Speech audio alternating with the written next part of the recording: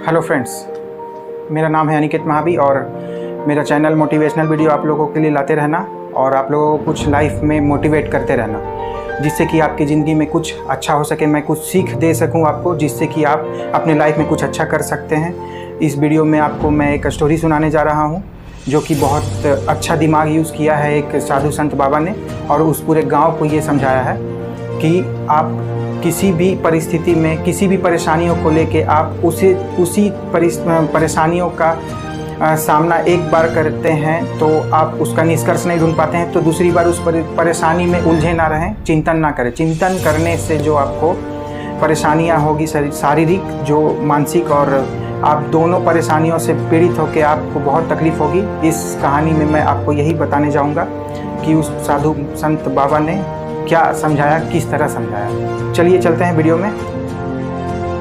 एक गांव था, एक गांव में बहुत जानी मानी हस्ती थे, संत बाबा वो बहुत जानकार थे, जो उस गांव में वापस बहुत समय के बाद वो अपने तपस्या को पूरी करके आए थे।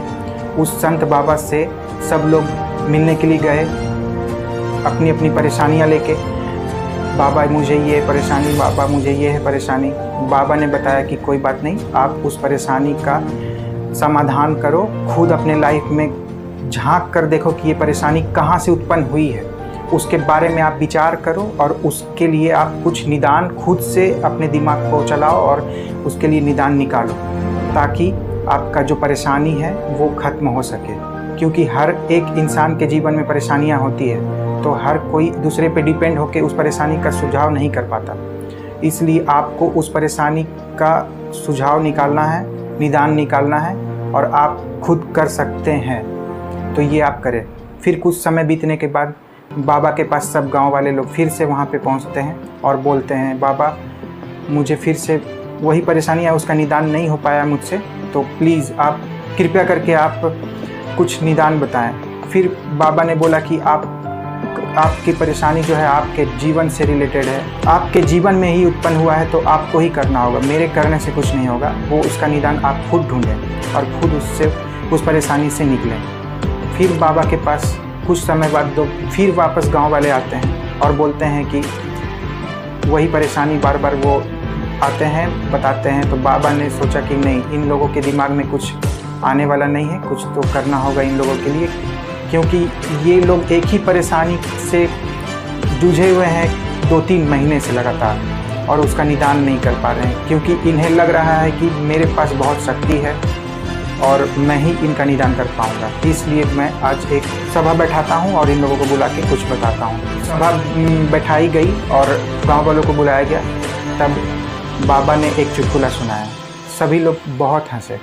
फिर सभा में कुछ बातें बताई गई और फिर सभा ख़त्म कर दिया गया।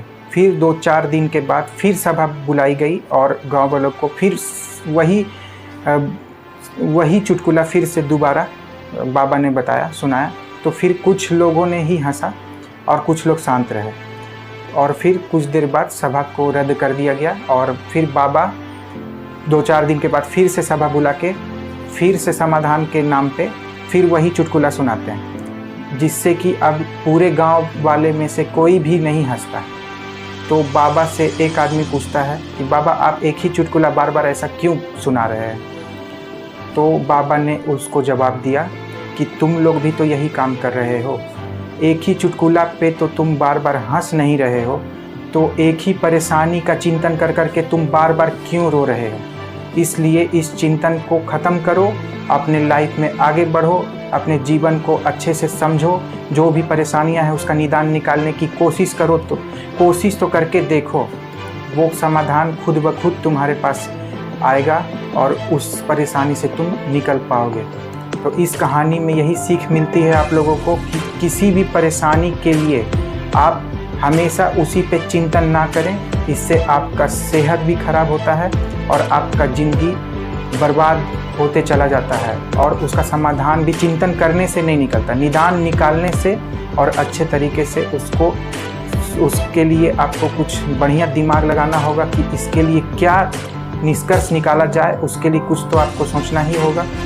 लेकिन सिर्फ चिंतन करने से वो परेशानी ख़त्म नहीं होगी और आपका सेहत भी खराब होगा चिंतन करने से। तो आप किसी भी परेशानी का निदान निकालें, चिंतन ना करें। ये कहानी दोस्तों कैसी लगी आप लोगों को प्लीज़ कमेंट करके ज़रूर बताएं, और चैनल को अगर सब्सक्राइब नहीं किया है तो प्लीज़ सब्सक्राइब करें और वीडियो को लाइक करें। धन्यवाद।